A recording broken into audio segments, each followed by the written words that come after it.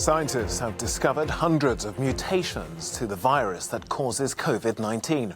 Researchers in the UK found almost 200 recurrent genetic mutations, which could mean a more contagious strain of the novel coronavirus has been sweeping across the world. Well, for more on this, I can speak now to Francois Balou. He's director of the University College London's Genetic Institute, who co-led the research. Well, thanks for joining us here on the programme. Let me begin by asking you, what does this tell us about how the virus spreads through the population?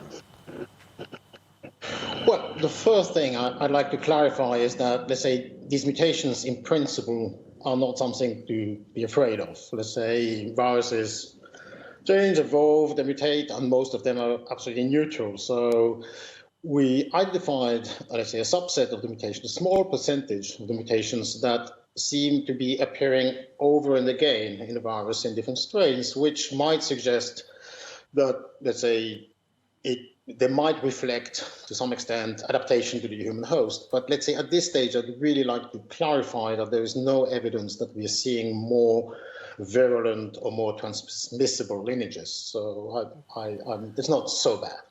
Oh, well, that certainly sounds like good news. Then can we go to the other extent, if you like, and ask then, is there any indication at this point over whether this makes people perhaps more vulnerable to being reinfected?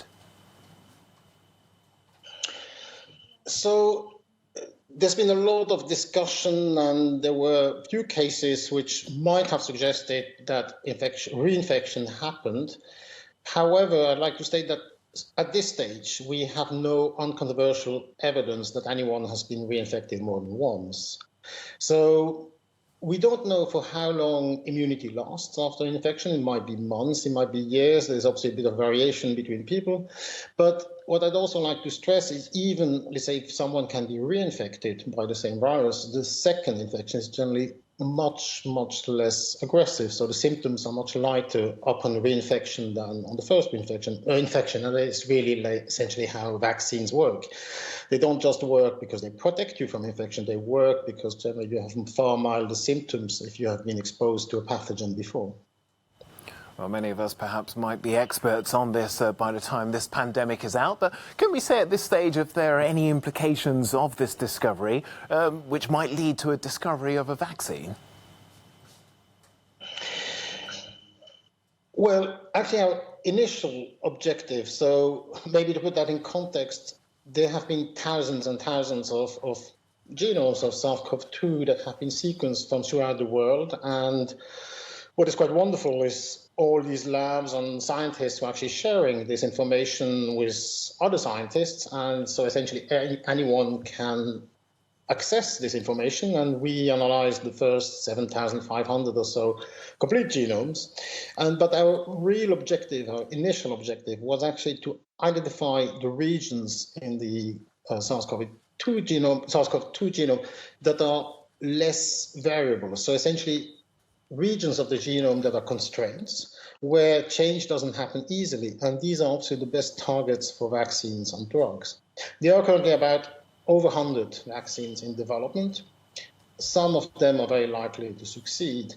However, what is also important for the kind of long-run success of these vaccines is that they target regions of the virus which cannot easily change, because some regions just can't change. There's an optimum, and organisms have a limited kind of possibility to change these regions. And this is really what we're looking for, essentially. It's these regions which are constrained and which will offer vaccines and hopefully possibly drug for which it's not easy, to say, that the virus won't find easy to escape from. And given that you've identified this mutation, could this then go or help in any way to perhaps preventing another pandemic? So maybe to qualify, we've actually identified 4,000 mutations, or let's say the virus is about 30,000 base pair long, and there are 4,000 sites in its nucleic acids, so in its RNA, which show variation. So we have 4,000 sites that are variable, and out of these 4,000 sites, there's a small fraction that are variable in an interesting way, because it's not just one mutation or two mutations. It's really, let's say, a recurrent process of mutations arising again. Now, obviously, knowledge of what these mutations do and let's say what they're important for could be very, very helpful to inform drug and vaccine design, and particularly drug design, I would say, if we really understand what is changing in the virus and let's say why this is changing the virus. This obviously might get us some clues about, let's say, what might be the weaknesses of this virus. And I guess, yes, I hope that in the long term, let's say, this will be very useful information for us to control this virus with drugs and vaccines.